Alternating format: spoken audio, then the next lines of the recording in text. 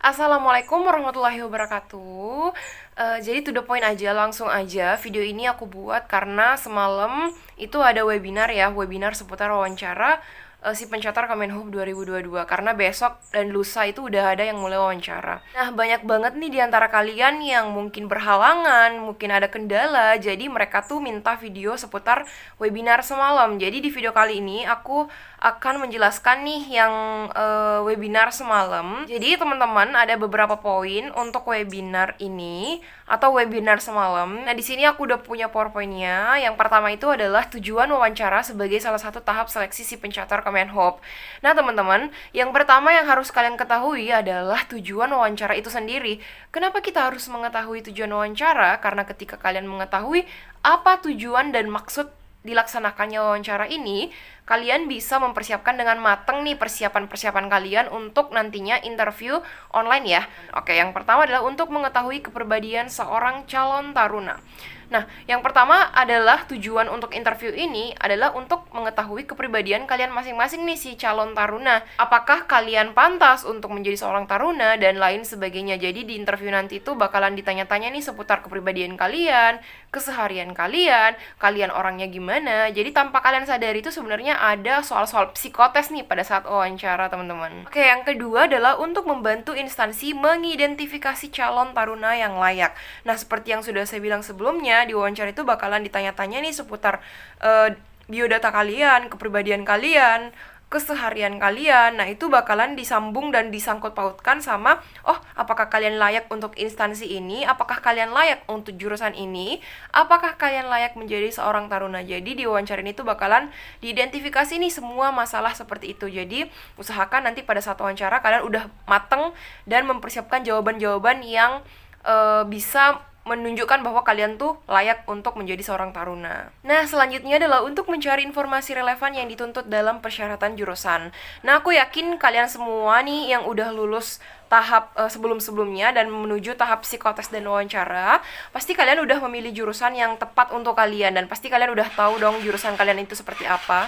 Nah, dalam interview ini, maka dari itu mereka nih menyangkut pautkan nih nanti jawaban kalian sama jurusan yang kalian bakalan ambil. Nah, mungkin kalian nanti di interview bilang kekurangan kalian adalah susah memanajemen waktu, sedangkan kalian mengambil jurusan manajemen transportasi udara, di mana kekurangan kalian itu adalah manajemen. Jadi di interview itu bakalan diidentifikasi semua itu, teman-teman. Maka dari itu usahakan kalian membuat jawaban atau merancang nih, mengkonsep jawaban dari sekarang seputar hal tersebut dan kalian tuh harus seleksi ya jawaban apa yang harus kalian ambil. Usahakan kekurangan kalian tidak ada sangkut pautnya sama jurusan kalian. Nah, selanjutnya adalah fungsi dari wawancara ini atau tujuan dari wawancara ini adalah untuk memperoleh informasi tambahan yang dibutuhkan bagi instansi. Jadi banyak banget informasi-informasi yang dibutuhkan instansi. Di interview ini semua bakalan ditanyain ke kalian, entah itu pekerjaan orang tua kalian, entah itu saudara-saudara kalian berapa, dan lain sebagainya. Oke, jadi selanjutnya adalah persiapan sebelum wawancara. Nah, apa aja sih yang harus kalian persiapkan untuk wawancara ini? Jadi, gali informasi tentang instansi atau jurusan yang kalian tuju. Nah, penting banget nih, kalian harus menggali informasi tentang instansi maupun jurusan kalian, karena biasanya itu ada pertanyaan seputar kenapa kamu memilih jurusan ini, atau kenapa kamu mau masuk di instansi ini. Jadi, usahakan kalian udah tahu dan udah mengumpulkan semua informasi masalah jurusan kalian dan instansi kalian tuju. Seperti itu, teman-teman. Oke, persiapan selanjutnya adalah siapkan jawaban-jawaban yang kira-kira kamu tahu akan ditanyakan. Nah, ini tuh sebagai antisipasi biar kalian tuh pada saat melakukan interview tidak terbata-bata karena kalian sebelumnya sudah merancang jawaban kalian. Di akhir video bakalan aku sharing ya tentang pertanyaan-pertanyaan apa aja sih yang sering muncul dalam wawancara si pencatat Kemenhub. Nah, setelah video ini atau setelah kalian melihat video ini, kalian langsung tulis nih soalnya dan kalian langsung rancang semua jawaban yang bakalan kalian bilang atau bakalan kalian jawab nih pada saat si interviewernya udah memberikan kalian pertanyaan. Nah, ini sangat penting, teman-teman. Jadi kalian harus konsepin, harus rancang jawaban-jawaban untuk pertanyaan-pertanyaan yang sekiranya nanti naik nih dalam interview online si pencatat 2022. Selanjutnya adalah hal yang harus kalian perhatikan dalam interview ini. Yang pertama itu adalah berpenampilan rapi dan bersikap sopan. Nah, ini tuh penampilan ini tuh juga adalah poin it's a very important ya, teman-teman. Karena kenapa? semua orang pada saat melakukan interview atau apapun itu pasti ada yang namanya first impression. Jadi kalau misalnya first impression kalian buruk, mungkin sepanjang interview kalian baik, itu juga udah kayak kecap buruk gitu loh, karena first impressionnya aja udah buruk. Jadi pada saat first impression, usahakan kalian rapi, semua baju disetrika, jilbab disetrika, semuanya disetrika. Dan catatan penting nih teman-teman, mungkin kalian bilang, Kak, kalau misalnya interview online kan yang kelihatan cuma bagian kepala dan badan. Jadi kita pakai kepala badan aja, jadi bawahannya mungkin kalian pakai sarung, pakai handuk, pakai boxer, dan lain sebagainya. Itu jangan teman-teman, karena terkadang si penguji itu minta kalian PBB atau minta kalian menunjukkan bakat, itu otomatis kalian berdiri dong di depan kamera, dan itu bisa kelihatan bagian bawah kalian. Dan kalau misalnya bagian bawah kalian tidak rapi, itu bisa jadi mereka menganggap bahwa kalian tuh nggak sopan, nggak mempersiapkan diri, dan lain sebagainya. Itu menjadi poin minus bagi kalian kalau misalnya kalian tidak menggunakan bawahan yang rapi dan sesuai dengan pakaian kalian. Oke teman-teman, selanjutnya adalah body language. Body language itu sangat penting. Aku memperkenalkan diri seperti ini. Perkenalkan, nama saya Nidurunda Sri, alamat saya Pinrang, Sulawesi Selatan, umur saya 24 tahun. Dan bandingkan dengan ketika kalian menggunakan body language.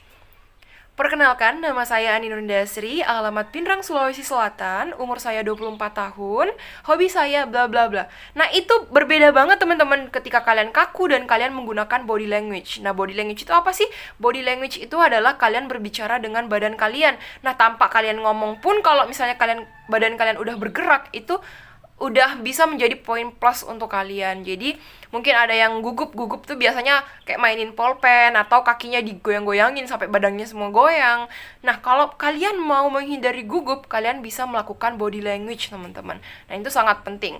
Nah, selanjutnya adalah eye contact. Eye contact itu penting banget, karena jangan sampai kalian menjawab sambil melihat kemana-mana dan tidak fokus terhadap interviewer. Nah, kalian harus melihat kamera kalian nih. Jangan melihat layar, tapi kalian melihat ke arah kamera. Mungkin kalian yang menggunakan laptop, kalian lihat kamera laptop kalian. Karena kalau ketika kalian melihat kamera, itu seperti kalian melihat interviewernya. Nah, interviewernya juga agak senang nih kalau misalnya kalian perhatiin seperti itu. Jangan sampai kalian menjawab semuanya dikelilingin, teman-teman. Jadi, jangan seperti itu. Dan selanjutnya adalah etika. Nah, etika itu sangat penting teman-teman. Cara berbicara kalian harus menggunakan bahasa yang baku dan mudah dimengerti. Jangan sampai kalian menggunakan bahasa anak zaman sekarang nih. Mungkin yang orang Jakarta lo gue kan. Jangan seperti itu teman-teman. Mungkin ada juga yang menggunakan logat dan bahasa daerah. Nah, jangan juga teman-teman. Usahakan kalian menggunakan bahasa baku yang mudah dipahamin dan mudah dimengerti teman-teman. Kalian juga tidak boleh bicara ya pada saat interviewernya masih bicara. Jadi usahakan setelah interviewernya selesai langsung kalian jawab, tapi jangan memotong pembicaraan interviewer. Nah, usahakan sebelum menjawab izin dulu ya teman-teman dan mengulang kembali pertanyaannya. Contoh misalnya, apa yang dimaksud dengan metamorfosis contohnya. Nah, kalian harus izin dulu, izin menjawab dan mengulang kembali pertanyaannya. Izin menjawab, yang dimaksud dengan metamorfosis adalah bla bla bla bla. Nah, seperti itu teman-teman. Jadi usahakan izin dulu dan mengulang kembali pertanyaannya. Selanjutnya adalah senyum. Nah, senyum ini tuh sangat penting juga nih teman-teman. Coba kalian memperkenalkan diri tanpa ekspresi dan coba kalian memperkenalkan diri tanpa dengan senyum maksudnya. Nah, coba ya aku memperkenalkan diri tanpa ekspresi. Perkenalkan, nama saya Ninurinda Sri, umur 24 tahun, alamat Pinrang, Sulawesi Selatan, tanggal lahir Pinrang 26 Oktober 1998. Dengan senyum. Perkenalkan, nama saya Ninurinda Sri, umur 24 tahun, tempat tanggal lahir Pinrang 26 Oktober 1998. Jadi, itu sangat berbeda teman-teman antara kalian berekspresi dan tidak berekspresi. Apalagi ini adalah online test teman-teman, yang kelihatan adalah muka dan badan doang nih. Jadi kalian harus memainkan mimik kalian sebaik mungkin biar interviewernya itu yakin bahwa oh, saya ini pantas nih buat jadi seorang taruna. Nah, yang terpenting lainnya juga adalah percaya diri. Nah, tentunya ini tuh hal terpenting ya. Jangan sampai kalian terbata-bata nih dan kebanyakan Nah, kadang tuh ada seperti itu. Kalau ditanya maka dari itu, dari awal saya bilang kalian harus konsepin, kalian harus kira-kira pertanyaan apa aja yang muncul dan kalian harus konsepin jawaban kalian. Karena tanpa kalian konsepin, itu tidak bakalan kalian selancar itu untuk bicara. Nah, kalau misalnya kalian konsep, itu insya Allah bakalan lancar dan tidak terbata-bata teman-teman. Jadi Usahakan kalian punya percaya diri dan punya konsep dan mempersiapkan diri sebaik mungkin.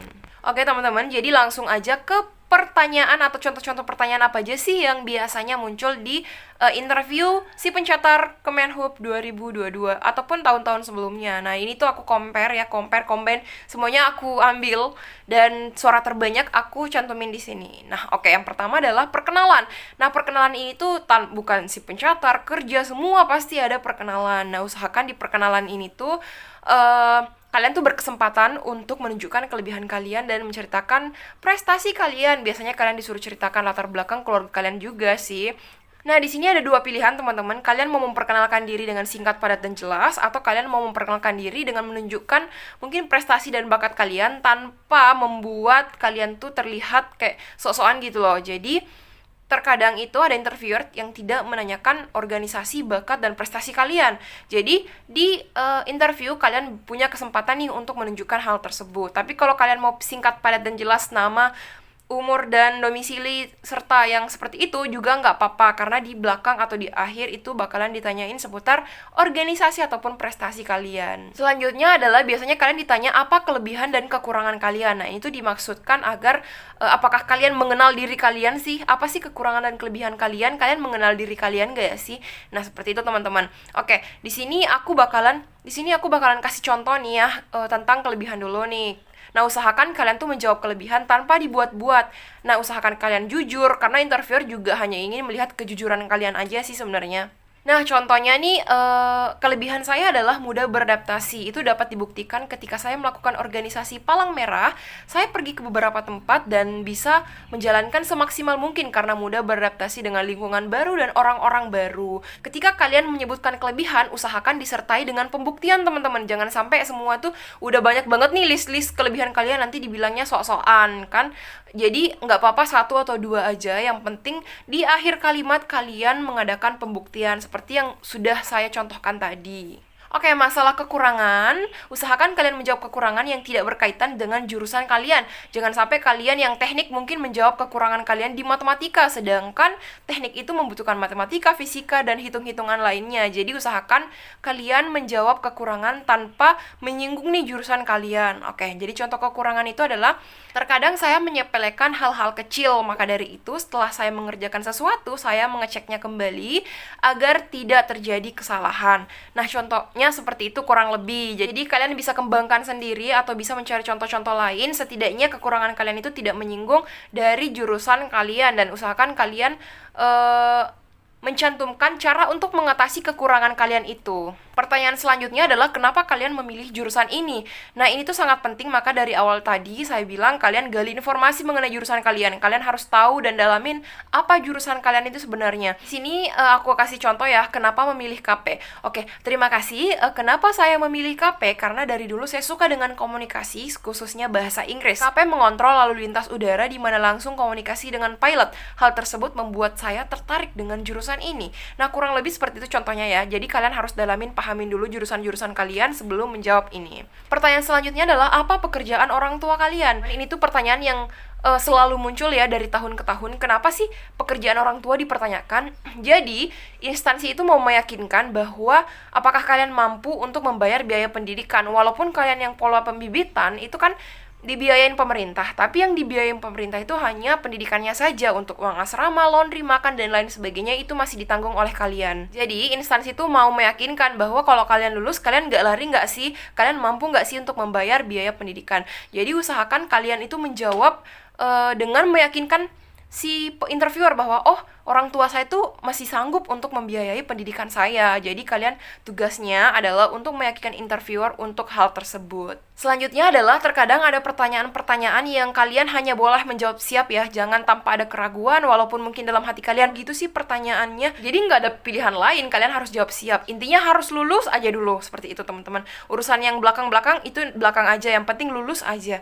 Oke, jadi contoh pertanyaan itu seperti apakah kalian siap ditempatkan di mana saja? Apakah ada paksaan dari orang tua? Kalian jawab tidak ya untuk paksaan dari orang tua. Apakah kalian mampu untuk menjalankan pendidikan selama 3 atau 4 tahun? Kalian harus jawab siap. Jadi terkadang ada pertanyaan-pertanyaan yang harus kalian jawab siap aja. Selanjutnya adalah bakat. Nah, biasanya tuh kalian ditanya seputar bakat kalian nih. Nah, kalian tuh jawab saja dengan jujur. Di sini tidak ada yang salah. Jadi, apapun jawaban kalian seputar bakat kalian, usahakan yang terbaik. Jadi, biasanya tuh kalian hanya disuruh menyebutkan bakat, tapi terkadang ada interviewer yang mungkin iseng ya, yang menyuruh kalian buat coba tunjukin bakatnya. Nah, otomatis kalian harus nunjukin bakat kalian di depan kamera, teman-teman. Kurang lebih seperti itu. Nah, selanjutnya adalah PBB. Nah, tahun ke tahun itu biasanya kita langsung disuruh PBB ya untuk yang interview offline ataupun interview langsung. Jadi kita langsung PBB di depan interviewer. Tapi karena ini online, kadang juga ada yang iseng ya suruh kalian PBB, tapi terkadang juga ada yang tidak menanyakan seputar PBB. Kenapa sih harus PBB? Karena setiap kegiatan kalian nantinya di asrama atau di instansi dan di pendidikan, itu PBB bakalan kalian lakuin terus setiap hari karena ada apel makan, apel pagi, apel malam, semuanya apel dan semua udah diatur. Nah, itu semua tuh membutuhkan PBB, maka dari itu interviewer biasanya menyuruh kalian untuk PBB. Pertanyaan selanjutnya adalah organisasi. Nah, biasanya itu ditanyakan untuk mengenal lebih dalam nih seperti OSIS nih. Nah, ketika kalian menjawab hal tersebut, nah si interviewer tuh pasti bilang, "Oh, berarti kalian memiliki jiwa kepemimpinan dan lain sebagainya, teman-teman." Jadi, organisasi kalian itu juga berpengaruh banget dalam interview ini.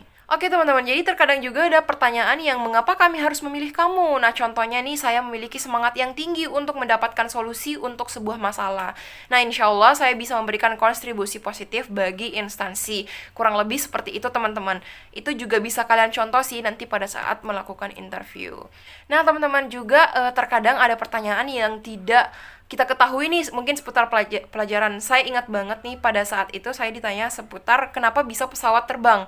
Nah, itu kan membutuhkan fisika dan matematika yang kuat. Sedangkan pada saat itu saya sudah melupakan pelajaran-pelajaran hal tersebut. Nah, saya tahunya lagi tuh pas udah lolos lagi nih di penerbangan. Jadi, waktu itu saya tidak tahu dan kita hanya bisa menjawab, "Maaf, untuk jawaban itu saya belum tahu dan akan mencari tahu setelah interview ini. Terima kasih."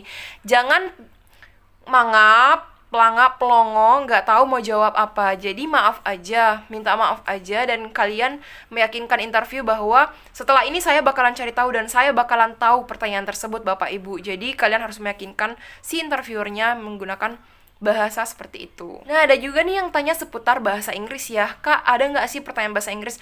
Nah, itu tuh tergantung dari si interviewernya. Nah, terkadang tuh memang ada yang menggunakan bahasa Inggris, tapi tenang aja teman-teman. Kalian hanya konsepin mungkin introduce yourself, mungkin hanya perkenalan, kalian menggunakan bahasa Inggris atau daily activity kalian. Kegiatan kalian setiap harinya kalian disuruh ceritain menggunakan bahasa Inggris.